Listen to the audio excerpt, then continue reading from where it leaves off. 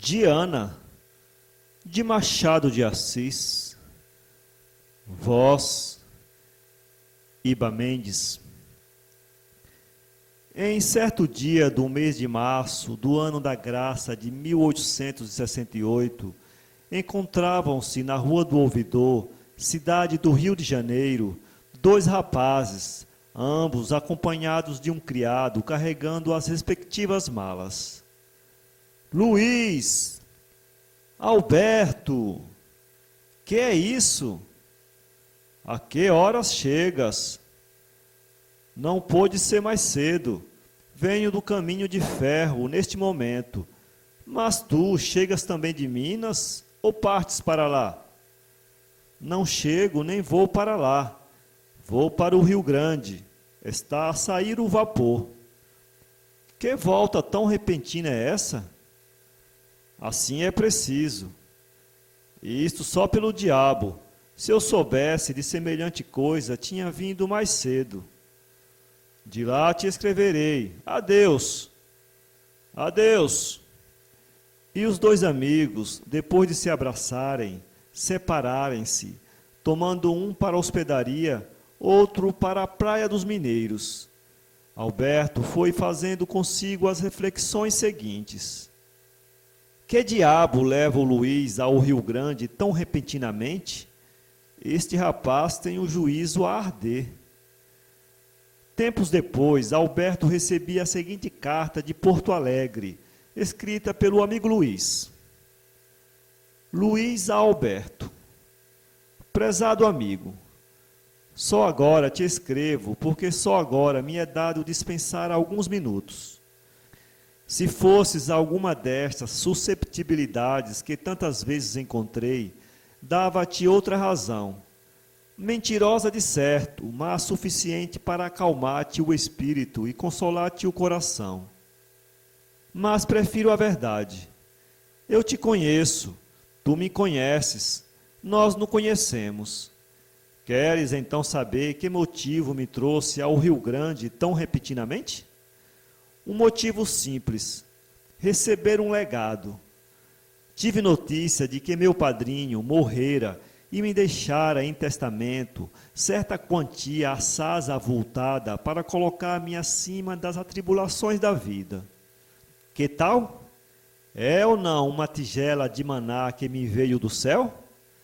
Eu bem te dizia muitas vezes que tinha fé na minha estrela e que estava certo de que não havia de ganhar fortuna pela simples posição de advogado provinciano.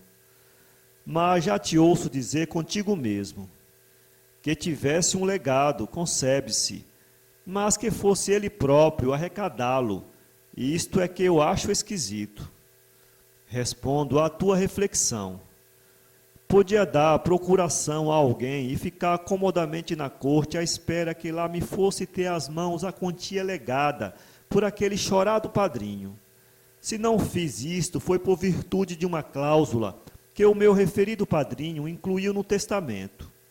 Esta cláusula é a seguinte: este legado só será entregue ao meu afilhado Luiz depois que ele tiver, por virtude dos próprios esforços, descoberto em certo lugar, situado na casa tal, em Pelotas, um segredo que lá conservo.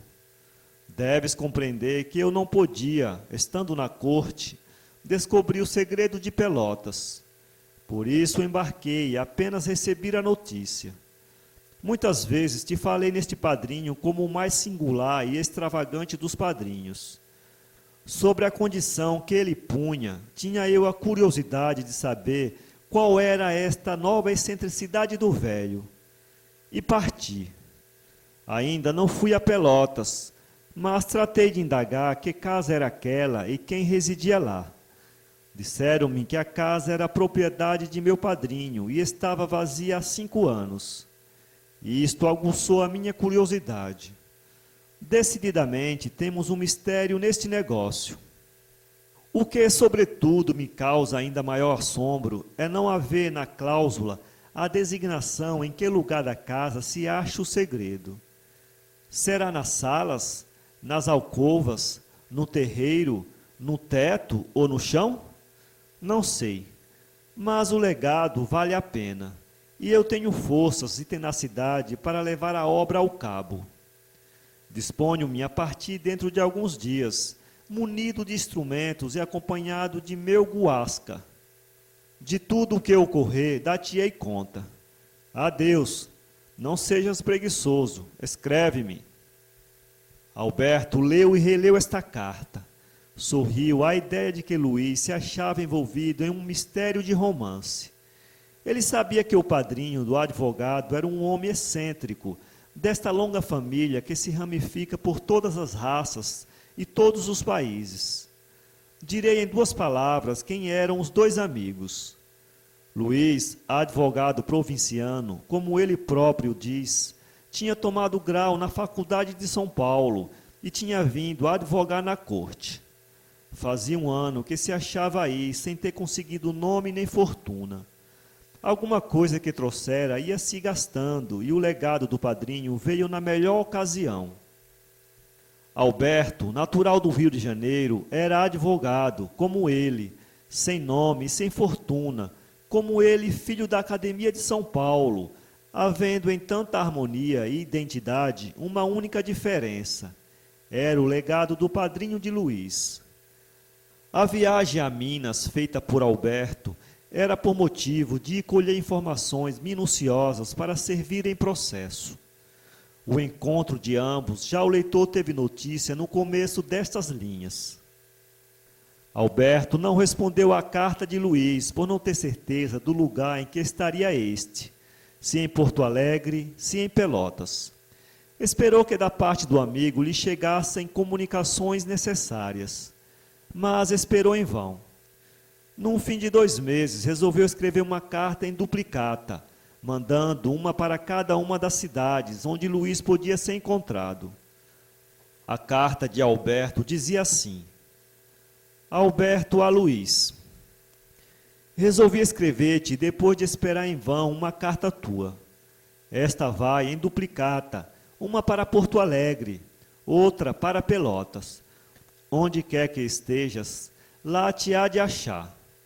Devo crer que estejas em Pelotas e que o silêncio se explique pelas ocupações em que estás realmente com a procura desse segredo do teu finado padrinho.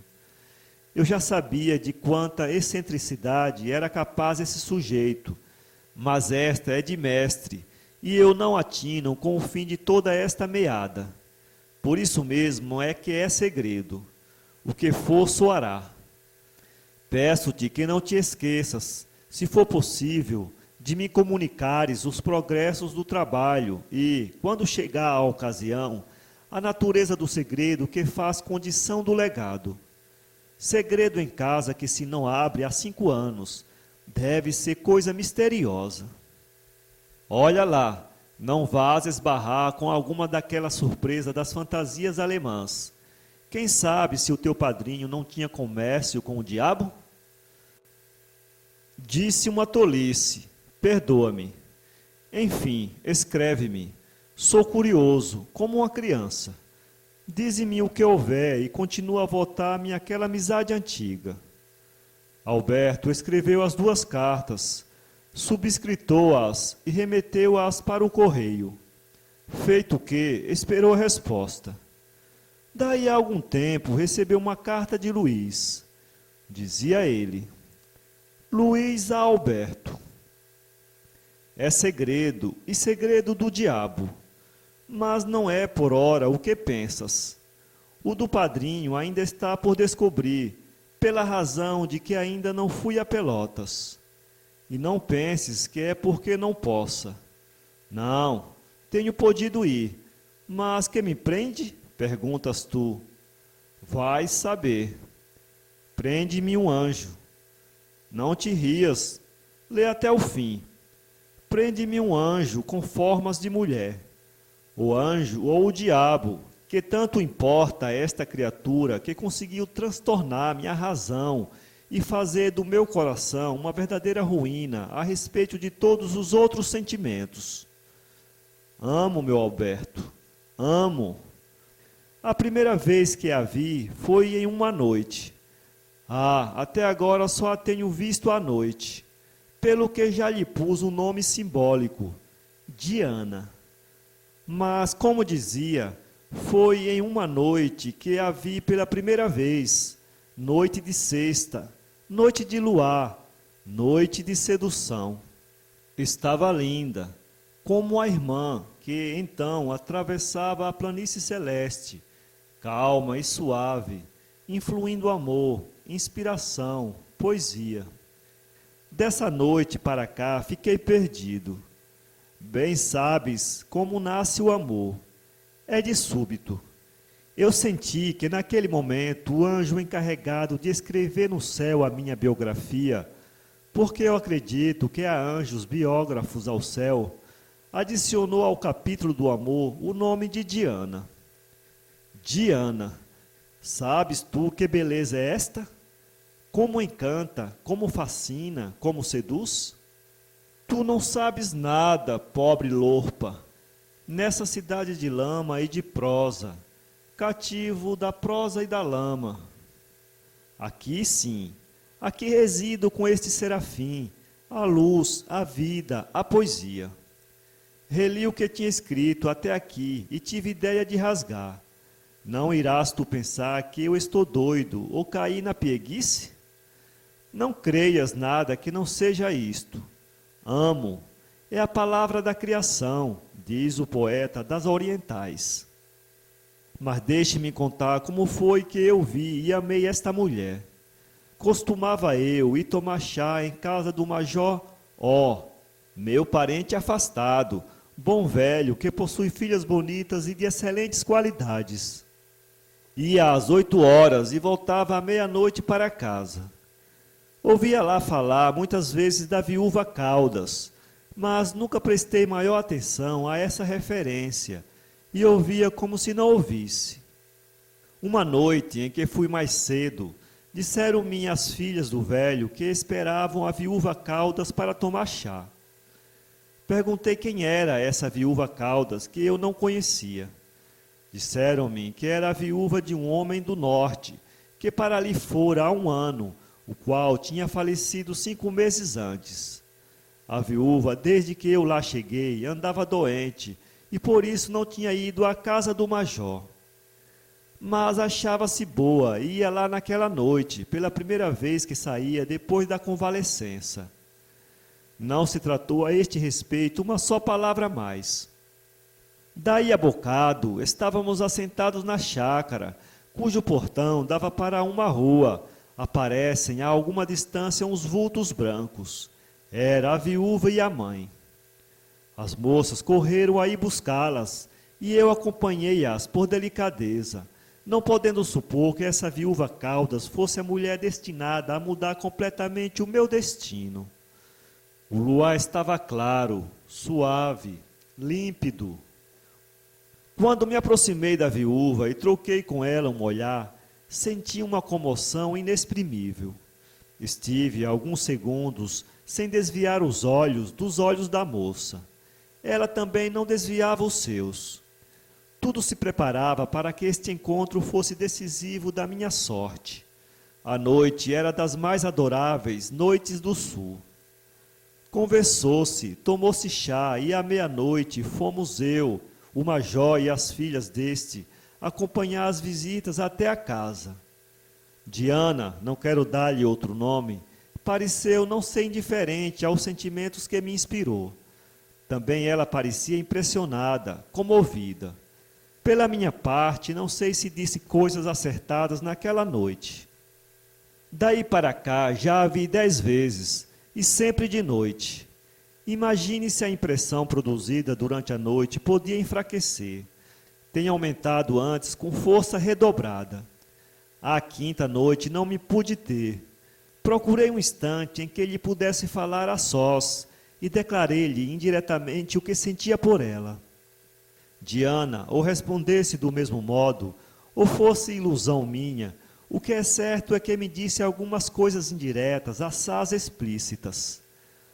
Olhe esta espécime da nossa conversação. Dizia eu, quisera ser um coração viúvo.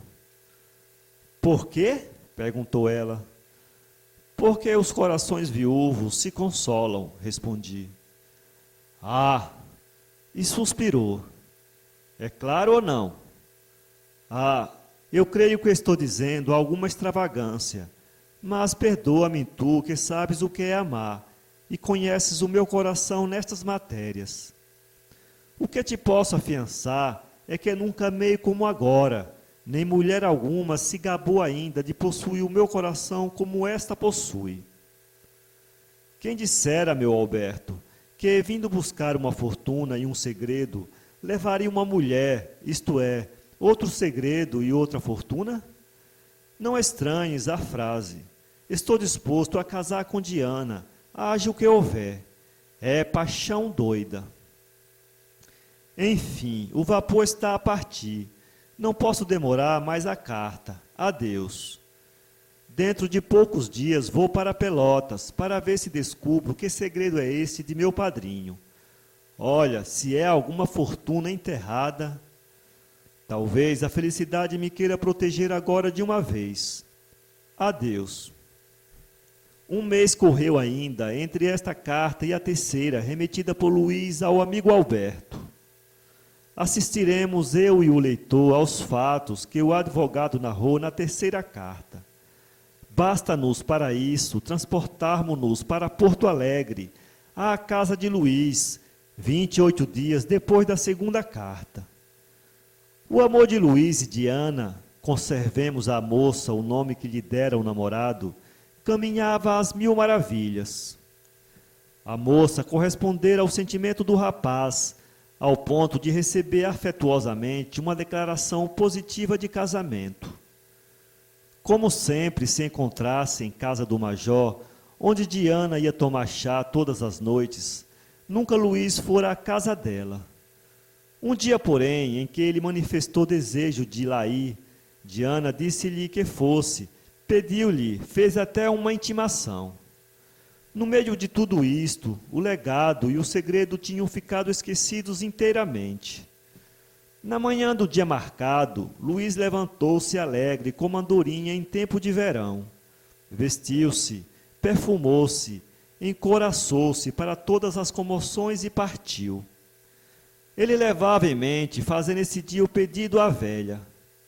Sabia por boca de Diana que ela olhava esse amor com bons olhos. Quando se aproximava da porta de Diana, tirou o relógio e viu que se adiantara 2 horas. Eram 10 e a entrevista devia ter lugar ao meio-dia. Quis voltar para esperar a hora convencionada, mas a vista do jardim o desanimou. Teve uma tentação, esperar no jardim que batesse a hora decisiva da sua existência e da sua felicidade. Hesitou alguns minutos. Depois, fazendo um esforço, como a porta estivesse aberta, entrou. Seus primeiros passos foram de receio. A areia rangia debaixo dos pés e podia despertar alguém, o que seria estragar o romance. A fortuna deparou-lhe uma espécie de caramachel, naturalmente construído pela rama de 4 árvores plantadas em quadrado. Luís encaminhou-se para lá. A casa estava silenciosa, as janelas fechadas, tudo parecia dormir ainda. Ele sabia que ela se levantava tarde, mas não pôde supor que às 10 horas da manhã ainda estivesse na cama. É certo que a manhã era das mais frias e tinha chovido na véspera. Luís sentou-se em um banquinho de pedra que havia embaixo do caramachel. Descalçou as luvas, guardou-as no bolso, tirou um cigarro, consertou-o, riscou um fósforo, acendeu o cigarro e começou a fumá-lo tranquilamente. Quem o visse não diria que era um homem que dali a 2 horas podia estar casado, em promessa. Ele mesmo fez algumas reflexões análogas a esta. Naturalmente, chamado ao terreno das ideias próprias de um homem que vai pedir uma mulher em casamento, Luís deixou-se ficar no campo vasto da fantasia e da memória. A fantasia para o futuro, a memória para o passado. O passado era a vida malfadada, erma de afeições, cheia de necessidades. Era a luta dolorosa entre a vida material e as aspirações do espírito. Luta de que, por um lance de sorte, achava-se agora salvo, podendo gozar de um amor e de uma fortuna. O futuro era o gozo dessa fortuna e desse amor. O advogado pintava já na imaginação o que faria quando se visse na posse de Diana e do legado. Faltava-lhe ainda o segredo que, se não podia ser uma mulher, podia muito bem ser sua fortuna ainda, o que seria uma fortuna acumulada. Nessas explicações do passado e do futuro, lembrou-se do amigo que ficara na corte. Ocorreu-lhe então que de há muito tempo lhe não escrevia. Não queria de modo algum ser acusado de ingrato e resolveu, apenas acabada a entrevista, escrever para o Rio de Janeiro. O vapor partia no dia seguinte.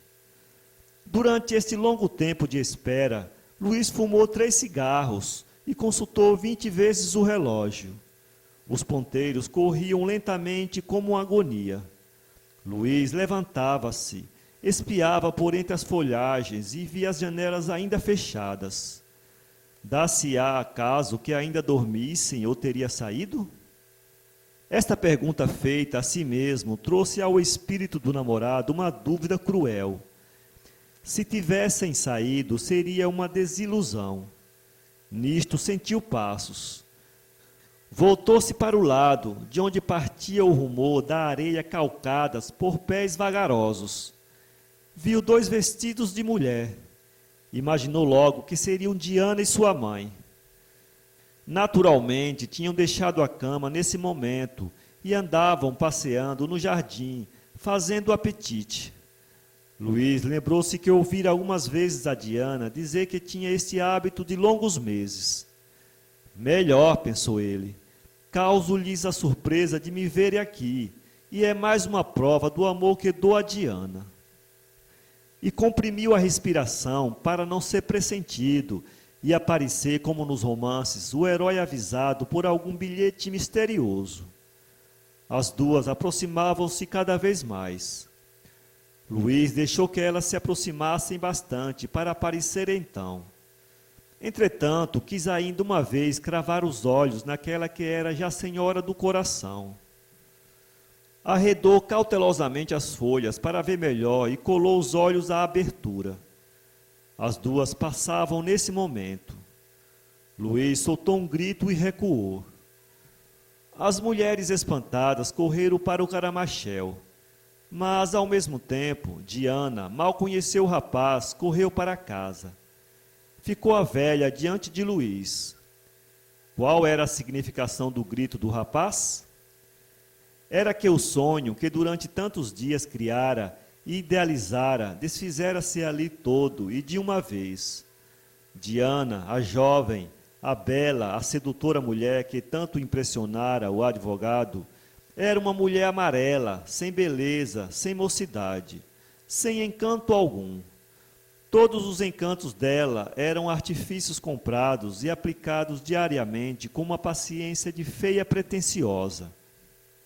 Luís nunca a vira senão à noite, porque Diana, apesar dos artifícios, não queria expor-se à luz meridiana. Ainda assim, pudera passar. Mas, luz do dia e sem os socorros da arte, caminhando em um jardim fechado, na plena confiança de quem não esperava àquela hora semelhante visita, não era feia, era horrenda. Calcula-se qual não seria o desencanto do rapaz. Aquele grito fora o grito do amor moribundo. A velha mãe da viúva, quando viu Luís, ficou um tanto atrapalhada.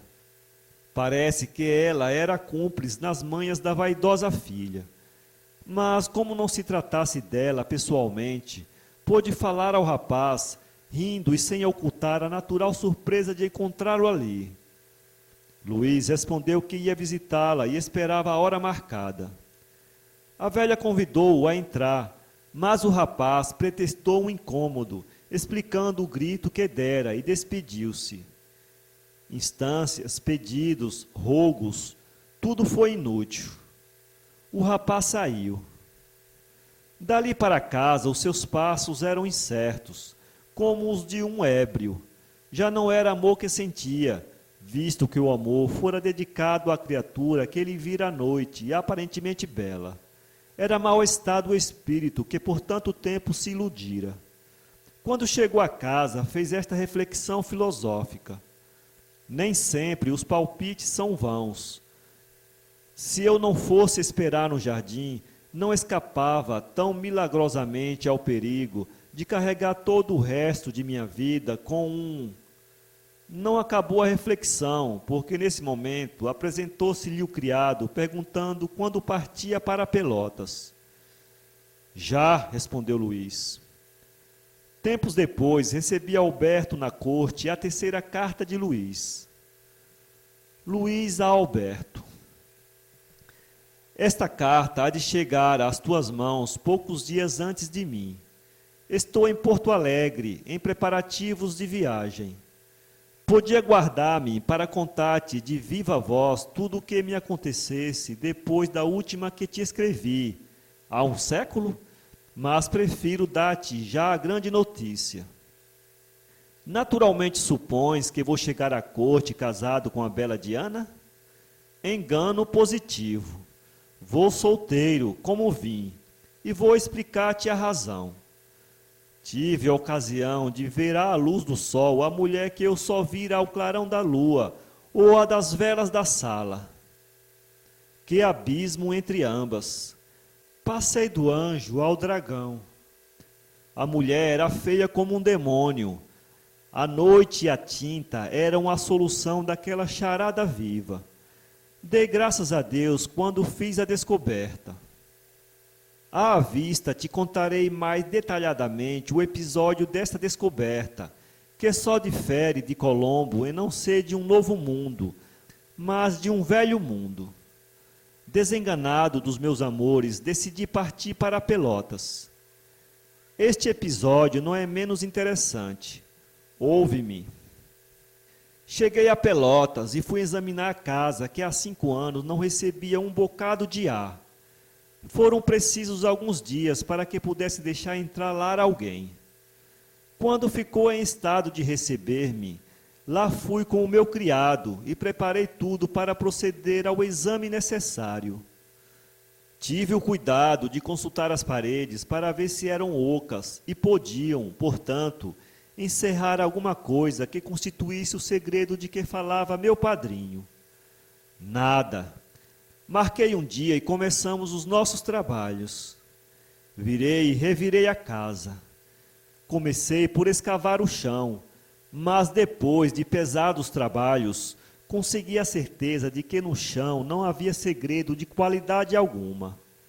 Passei às paredes, porque, apesar do exame a que procedera de começo, podia haver algum ponto em que estivesse o tal segredo. Mas qual? Supus até que o segredo se achasse na parte da parede onde se achava pendurado um retrato a óleo de meu padrinho. Nada havia. Fui ao teto, fiz arrancar tábua por tábua, e depois de longos dias de exame nada encontrei. Em resumo, nem as paredes, nem o chão, nem o teto, nem o quintal, em parte alguma, encontrei o segredo de meu padrinho. Então, uma ideia dolorosa assaltou-me o espírito. Meu padrinho era excêntrico. Ora, quem sabe se a maior excentricidade dele não seria a de me fazer procurar em vão um segredo imaginário, até convencer-me de que não valia a pena procurá-lo para receber um bocado de dinheiro? Isto era muito provável e eu senti-me abalado com esta ideia. Mas, passado o primeiro abalo, voltei de novo às minhas pesquisas. Esmerilhei. Foi tudo vão. Confesso que tive um acesso de matar-me. Entretanto, era verdade. Nada tinha encontrado. O segredo do meu padrinho fora uma brincadeira. Como ele se havia de rir naquele momento na eternidade. Determinei voltar logo, e logo para Porto Alegre, disposto a não receber nada e voltar para a corte, a fim de começar de novo a vida de advogado. Na ocasião em que arranjávamos as malas, vi que entre os objetos que o meu criado enrolava, existia o retrato de meu padrinho. Para que trouxeste isso? Perguntei eu. Eu mesmo não sei, disse o criado.